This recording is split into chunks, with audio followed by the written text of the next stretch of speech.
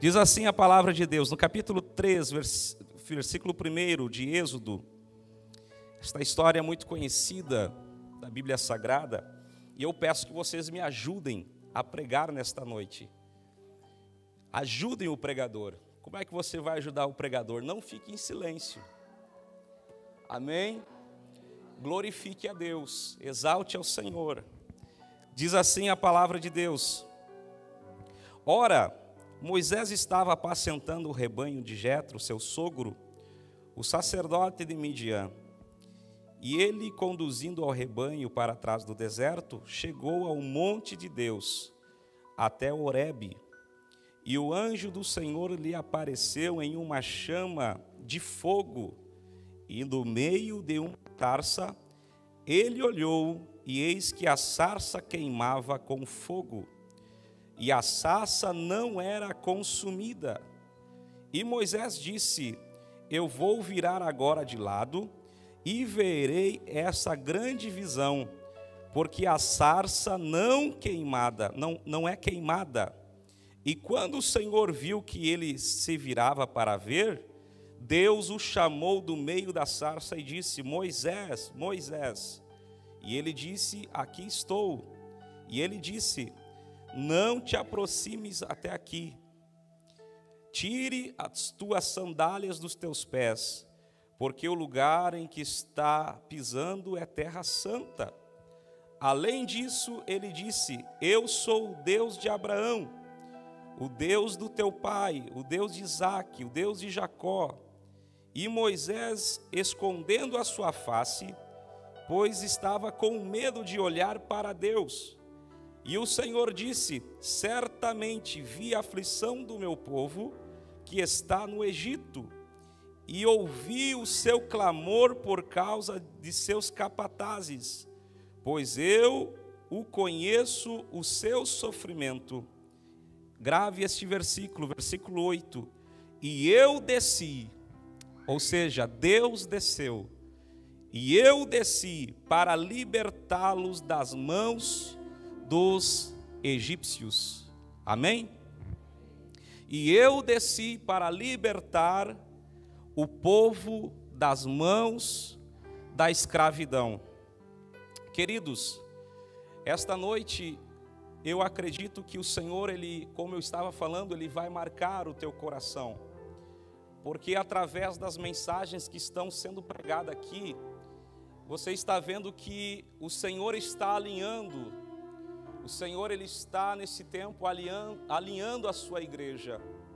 Ele está trazendo a igreja ao seu padrão, ao lugar da sua origem. Porque eu acredito, se a igreja começou pelo fogo, escute bem, se a igreja foi impactada pelo fogo de Deus, que foi em Atos 2, o fogo de Deus veio, impactou a primeira igreja, não vai ser diferente com o arrebatamento. Não vai ser diferente para esse tempo que precede o arrebatamento da igreja, que antecede o arrebatamento da igreja do Senhor. Eu acredito que eu e você, assim como aqueles que têm no meio da igreja, que o amor de muitos estão esfriando, mas eu também acredito naquilo que o profeta Joel, ele tem dito, que nos últimos dias ele derramaria do seu espírito. Ou seja, existe aqueles que estão se apostatando da sua fé, estão largando o evangelho, estão se contaminando, mas existem aqueles que são sedentos por Deus. Existem aqueles que querem estar mais perto de Deus. E eu, nesta noite, me levo a crer que estes que querem estar mais perto de Deus estão aqui nesta noite. Aleluia! Estão aqui nesta noite. Diga para o irmão que está ao seu lado aí, não é chavão de pregador não, mas diga para ele: você é sarça de Deus. Você é sarça.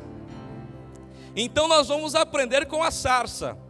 Se o profeta Lucas, que pregou no domingo, ele falou sobre a árvore do conhecimento, eu quero falar sobre a sarça ardente, a sarça que queimou, mas não se consumia.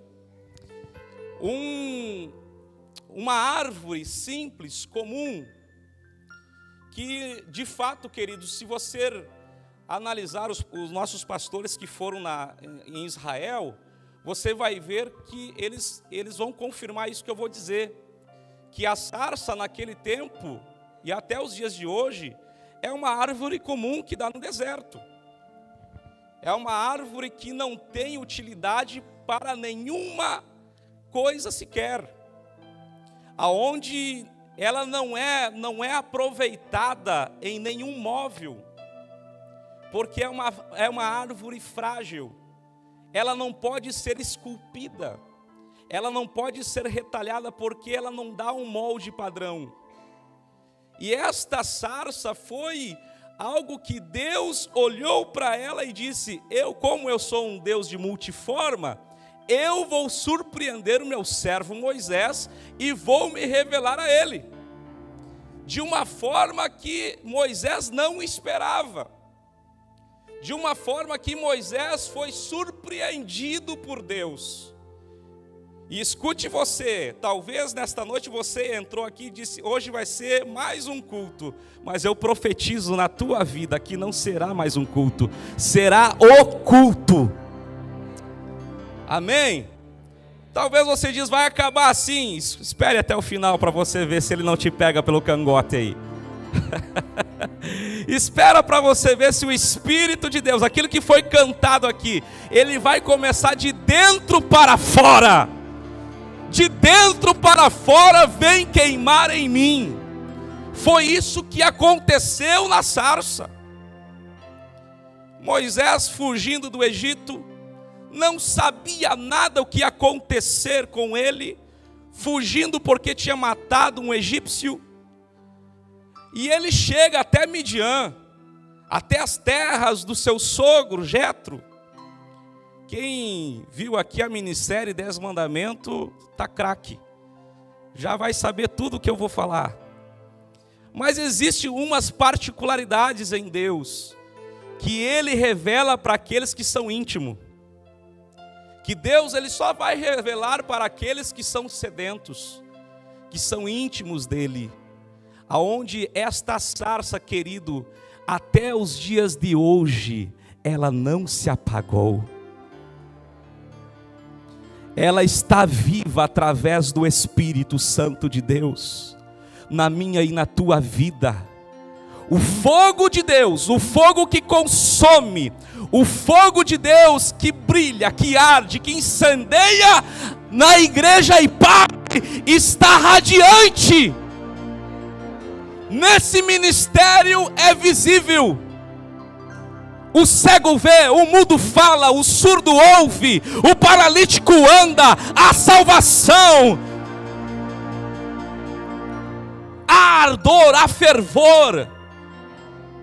Agora sábado eu nunca vi uma galera doida aqui dos jovens ficando até as 4 da manhã pulando que nem louco, sendo incendiado por Deus, um profetizando, outro caindo no chão. Eu não sei o que aconteceu lá, mas eu entendo que a sarça naquela noite foi manifesta pelo Espírito Santo. É isso que o Senhor vai fazer nesses últimos dias, em todos os ministérios. Escuta você aí, se você acha que é só conosco, está muito enganado. Então nós estamos perdendo tempo aqui. Vai ser com todos. O Senhor vai incendiar. Nós somos que nem um vulcão em erupção, pastor. Nós estamos a ponto de explodir. A terra está tremendo. Está tremendo, está tremendo. O fogo está ali, ó. Daqui a pouco você só vai ver o barulho que vai acontecer nesta nação, neste estado, nesta cidade. Vai explodir o maior avivamento que já viu sobre a face da terra. Vai explodir, querido. Shayabra soto conderebra labasai. Tu abras tu iototarabra yo condere laralabraço. Nesta noite o Senhor vai levantar aqui homens e mulheres compromissado com o reino, compromissado com a sarça, com lugar de particularidade, de intimidade com o Senhor. O Senhor te chama para a sarça.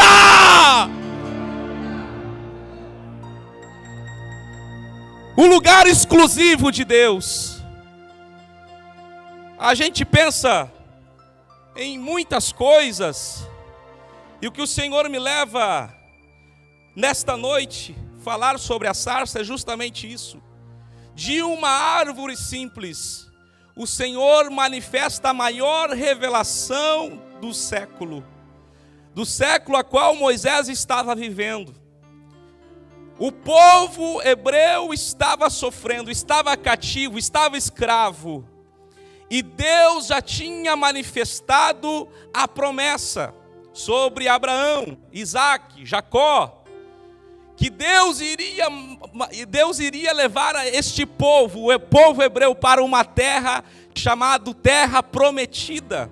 Havia algo, havia uma promessa para esse povo. E Deus então levanta Moisés com um grande líder, um grande monarca daquela época.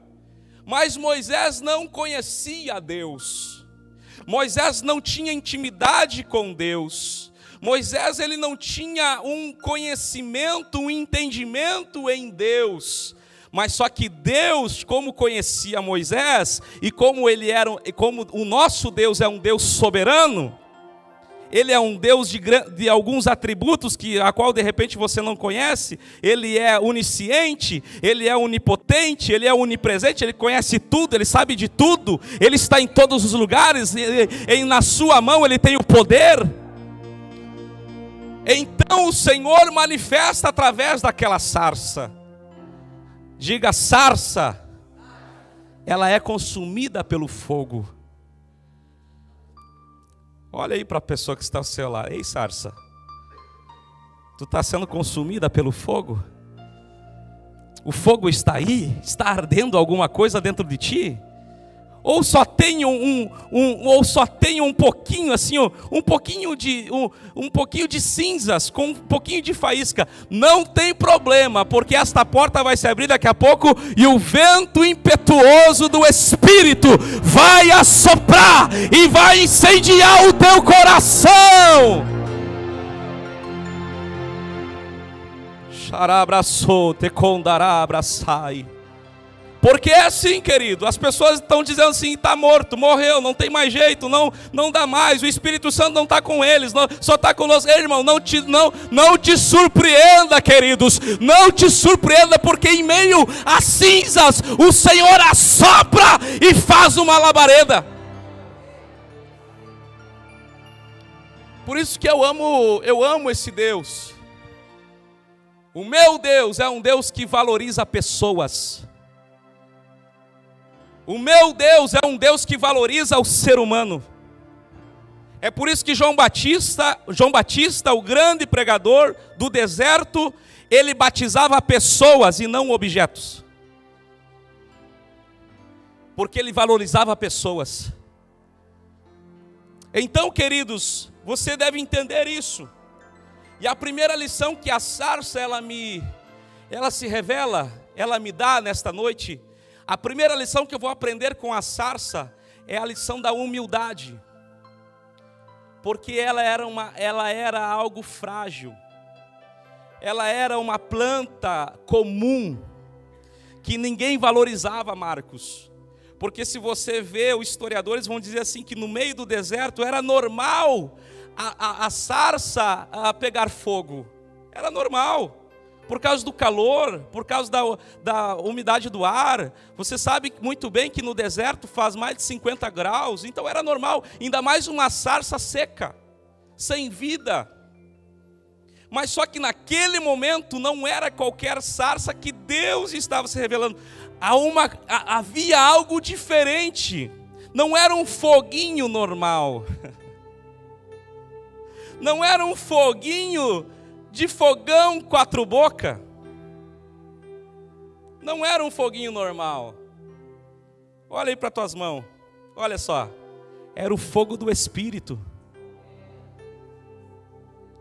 Sabe quando você foi batizado com o Espírito Santo? Quando você começou a falar em outras línguas,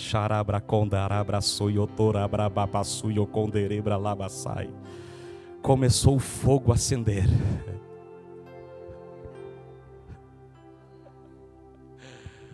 O fogo começou a acender. Por isso que eu me encanto com Paulo. Olha só que Paulo vai dizer em 1 Coríntios, capítulo 1, versículo 27 ao 29. Se você ler aí, você vai ver que Deus escolhe as coisas loucas deste mundo, as coisas desprezíveis deste mundo, para confundir as sábias. Ou seja, Moisés olha para a sarça e vê, meu Deus, é mais um foguinho aí. Mas não era o fogo de Deus. Era o fogo de Deus, era o doce fogo do Senhor, orientando Moisés, dizendo: olha Moisés, a terra que tu estás é santa, o lugar aonde você está fui eu que escolhi, este monte é meu. O monte Horebe era conhecido como o monte de Deus. Então Moisés ele tira as suas sandálias dos seus pés. Eu acredito, meu mestre, que Moisés ele se prostra diante de Deus.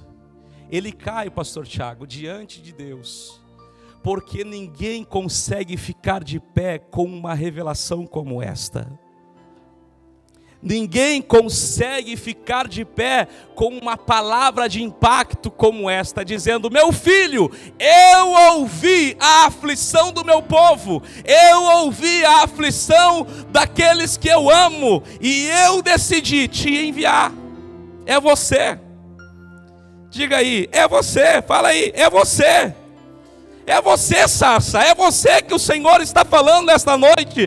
Deus vai te enviar para os 4 cantos desse planeta Terra. Eu não sei o que vai acontecer, mas eu profetizo que aonde você estiver, você arderá como a sarça. Você arderá, irmão. Não é possível, Rogério, que toda segunda-feira nós vamos ter que pagar boleto. Não é possível que toda segunda-feira eu acordo e tenho que trabalhar. Não, irmão, existe um propósito muito maior do que isso. Você foi chamado para libertar, para salvar, para curar, para trazer as boas novas. Você foi chamado para isso, querido. Isso tem que arder nos teus ossos. Quando o profeta Jeremias olhou para a ruína de Jerusalém, obrigado Espírito Santo, estou aprendendo. Quando Jeremias olha e diz assim: não tem mais jeito, não vou mais profetizar, não vou mais falar nada para Israel, para Jerusalém, quando eu falo parece que fica tudo pior. Aí o que Deus fala? Deus fecha a boca de Jeremias. Vem o fogo de Deus e consome todos os seus ossos, porque não tem como aquele que foi marcado por Deus, ele querer apagar o foguinho. Como diz meu pastor Sérgio, não tem, querido. Se você foi marcado, pode estar em cinzas, vai incendiar. Vai incendiar. Não te contente, cara, com o que tu tens. Não te contente somente em falar um pouquinho de língua estranha. Receber um dom, busque mais. Saudoso, finado pastor Luiz Antônio, ele dizia: eu preciso orar mais, eu preciso pregar mais, eu preciso jejuar mais, eu preciso ler a Bíblia mais, eu preciso fazer mais. Por isso que é o fogo, querido. Por isso que você é conhecido como a nação pentecostal. Tem que ter fogo. Tem que ter fogo. E não é qualquer fogo não, porque existe fogo estranho. Existe muito fogo estranho surgindo por aí. O verdadeiro fogo, este queima tudo. Queima todas as impurezas. Queima todos os pecados. Não fica nada diante deste fogo. porque Ele é o verdadeiro fogo de Deus. Então a humildade, irmão, é a primeira lição. Diga humildade. Eu preciso ter humildade. Sabe que a humildade, irmão, precede a honra. A humildade, quando nós somos humildes, as pessoas logo vê de longe. E humildade não quer nada a ver, não tem nada a ver com você ser miserável, ser pobre. Não tem nada a ver, até mesmo as pessoas que são pobres são mais marrentas com as que são ricas. Não tem nada a ver com isso. Isso é desvio de caráter, desvio de conduta. Você precisa entender que um coração que vai agradar a Deus, um coração que vai queimar em Deus, precisa ser humilde. Precisa reconhecer o Deus soberano, o Deus da sarça. A humildade, irmão, faz a luz de Deus brilhar sobre a tua vida. Por isso que Paulo vai dizer lá em Filipenses 2:5, né? Que Deus, mesmo sendo Deus, o Senhor não usurpou ser igual a Deus. Antes se humilhou, entrou em forma humana, se humilhou, veio nesta terra ser que nem como eu e você. Ele deixou o seu paraíso de glória. Olha só o que acontece aqui, querido. Por isso que eu mandei você gravar o verso 8 do capítulo 3 de Êxodo. Porque nesse momento Deus vai dizer assim: e eu desci para livrar o meu povo. Diga assim: se o Pai desceu, se o Filho desceu, e Atos 2 dos Apóstolos vai dizer que até o Espírito Santo desceu. Diga, o Espírito Santo desceu. Cutuca o irmão do teu lado, por que você não quer descer?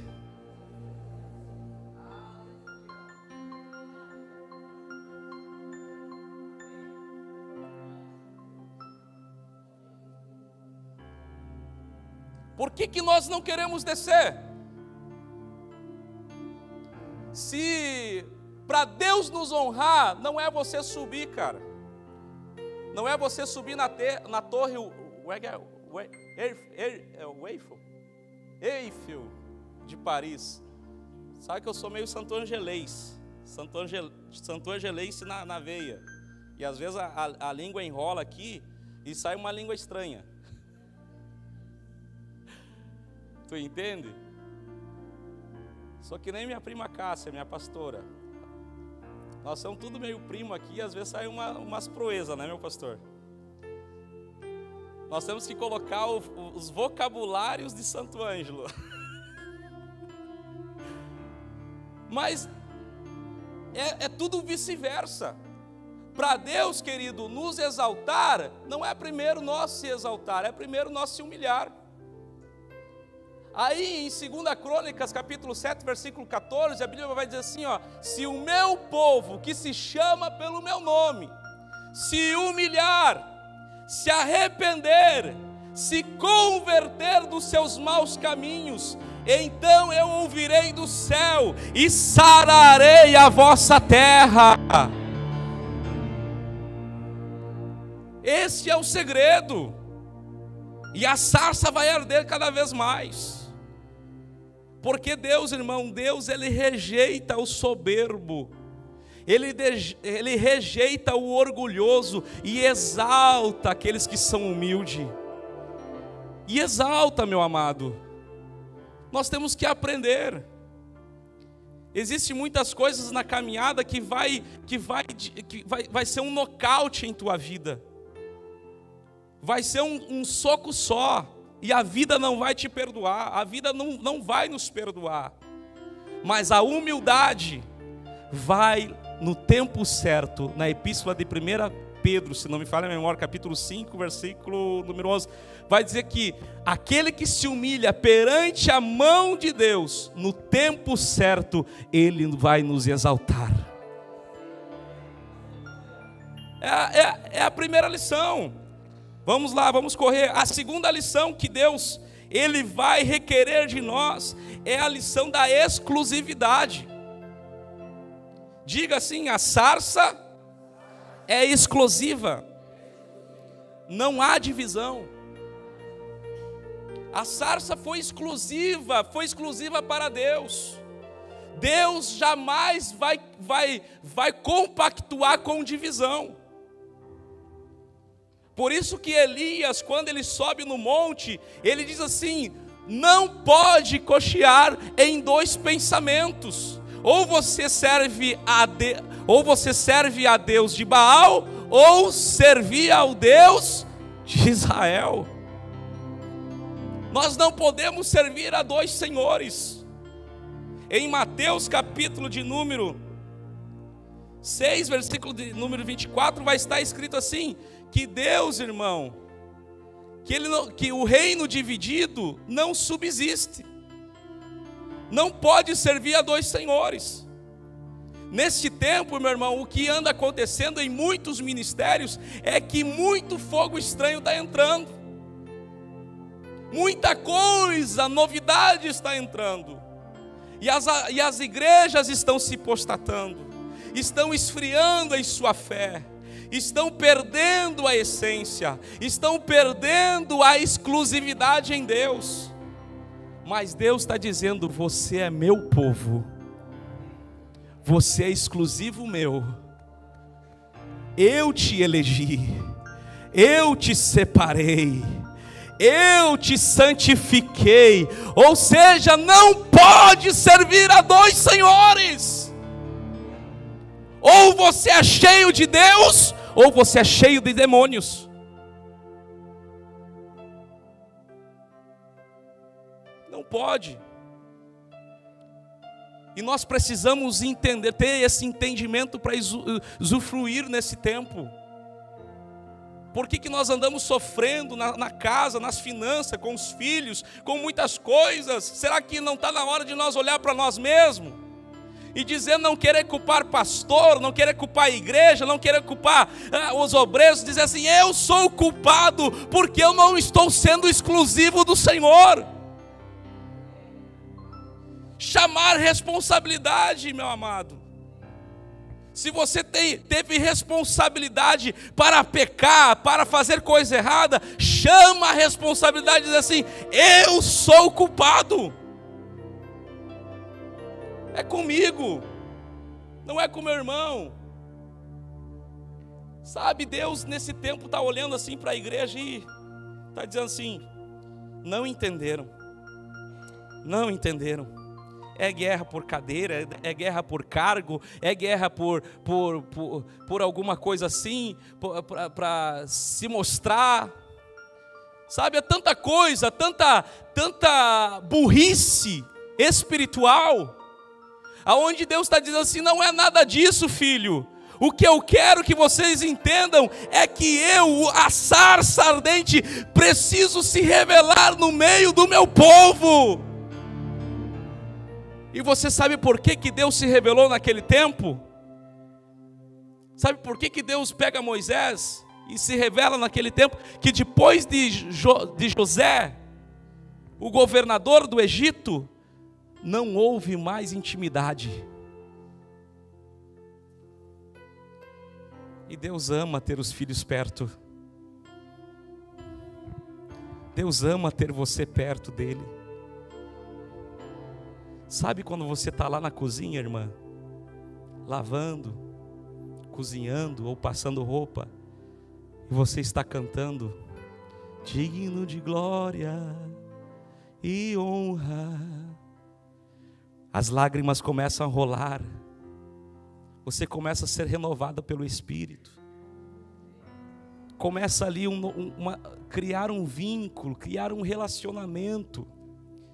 E quando o pai vê essas manifestações do filho para com ele, não tem como ele ficar longe de você. Ele chega perante você e diz assim: tu és o meu filho, tu és o meu povo, tu és escolhido meu. Você não foi feito para sofrer, você não foi feito para ser pisado por Satanás, para ser escravizado pelos seus pecados. O Senhor neste tempo está manifestando, está dando direção à igreja, para que a igreja entenda que ela é noiva e não é prostituta. Que a igreja entenda que ela é noiva. A noiva, ela está esperando o noivo ansioso. Ela não é uma prostituta que vive por prazer momentâneos. Ela é noiva, irmão. Noiva requer relacionamento. Noiva requer exclusividade. Se você não está sendo exclusivo de Deus, reavalie os teus princípios. Você precisa estabelecer um diálogo com o teu Deus neste tempo, porque há uma preocupação no mundo do Espírito.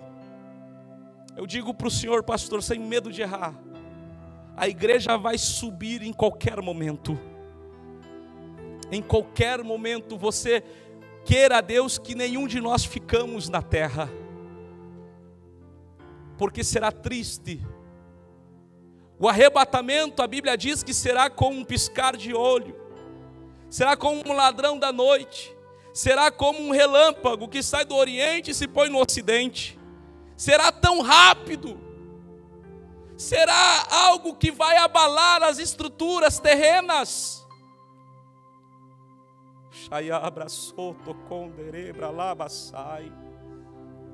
E o Santo de Israel, o Santo poderoso, está lá, junto com o seu Filho, junto com os anjos, junto com os arcanjos, querubins, os serafins, aqueles que ardem em fogo, só esperando o momento do noivo dizer: vamos lá, galera, vamos buscar a noiva.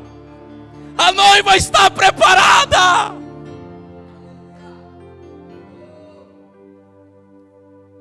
Será que dá para você sacudir o teu irmão? É uma palavra de impacto? É. Mas ela vem no confronto do teu coração, dizendo para mim e para você o que Paulo falou aos Efésios: e remenda o tempo, porque os dias são maus. Aproveite, em outras palavras, Paulo está dizendo: aproveite este tempo. Aproveite esta noite, para que as cadeias sejam quebradas, para que as muralhas sejam derrubadas, para que o teu orgulho seja tirado do teu coração, a soberba sendo tirada do teu coração, a mentira, a falsidade, tudo aquilo que não agrada a Deus, seja tirado do teu coração. É sério, queridos, é muito sério. Como dizia os jovens, o papo é reto, meu. O papo é reto. E o Espírito Santo está louquinho para subir. Ele está louquinho para que Jesus chegue ali, ó, com o skate do pastor Tiago. Bota aí uma trombeta aí. Bota aí uma trombeta. Olha, só vai sentir o arrepio, tá? Jesus vai dar um role no alto assim. Quer ver, ó?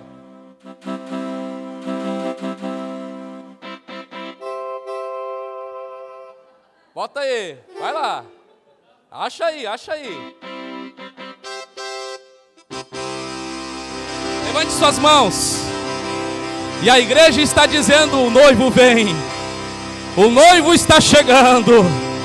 A igreja amada minha, a noiva do Cordeiro, prepara-te, ó Israel, para te encontrar com o teu Deus, porque as moradas do Altíssimo estão te esperando, estão te esperando, estão te esperando, estão te esperando, estão te esperando.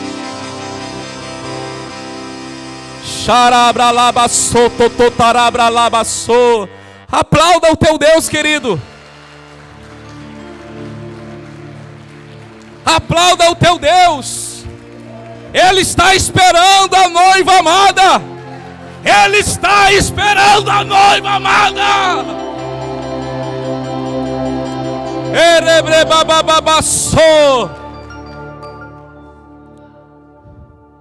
Não existe religiosidade, não existe nada que vai impedir de ele voltar.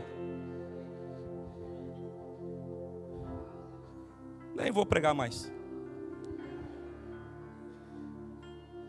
Não existe.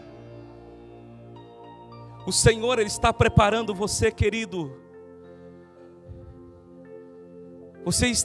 Nós temos que estar convictos do céu. A minha pergunta é: o Senhor mudou a mensagem aqui? O Senhor mudou tudo aqui? A preocupação de Deus não é mais uma mensagem, ou pregação, ou profecia, não. A preocupação de Deus é que toda a humanidade seja salva. Seja salva.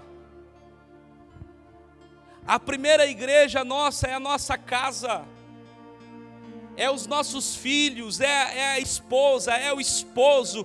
Queridos, atente pelos últimos fatos, últimos acontecimentos. É tragédia em cima de tragédia, é surpresas que estão vindo por aí. Agora a igreja do Senhor está sendo avisada nesses últimos dias. Escute bem, meu amado, para você estar vivo nesta noite aqui, precisou da misericórdia de Deus sobre as nossas vidas. Nós estamos aqui não por merecedores, não pelo aquilo que nós somos. Nós estamos aqui pelo fio linear de Deus, misericórdia e sua bondade. E o Senhor é o mais interessado nesses últimos dias em consertar-nos.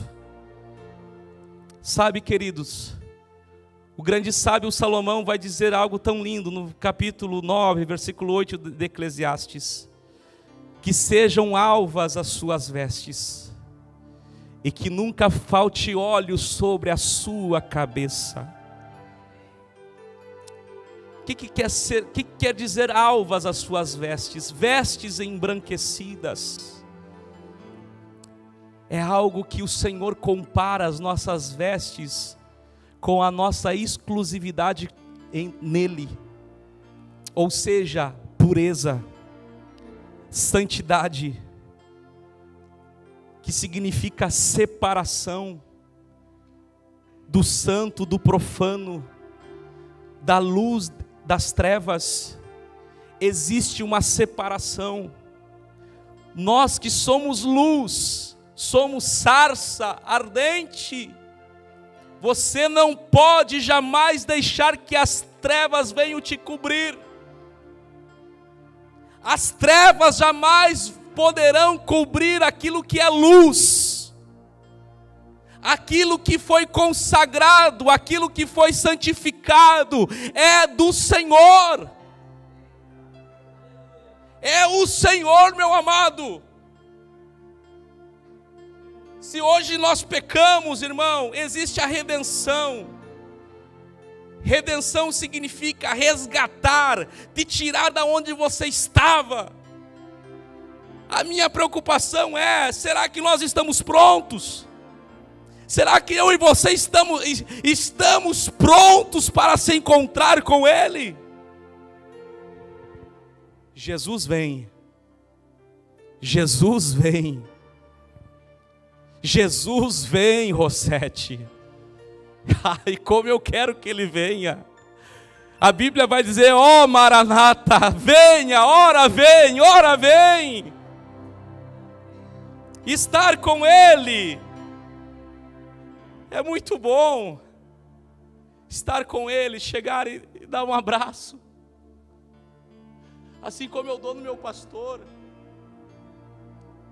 Tocar nele, sentir Ele, e Ele olhar para mim e dizer assim: ei, servo meu, filho bendito, foste fiel até o fim, não me negou, se separou, se santificou, purificou.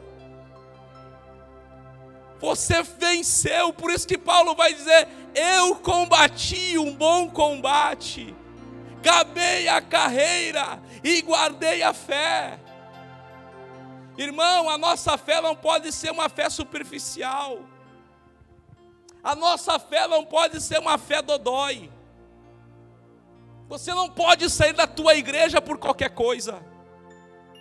Você não pode sair da igreja pela cara feia do pastor Sérgio.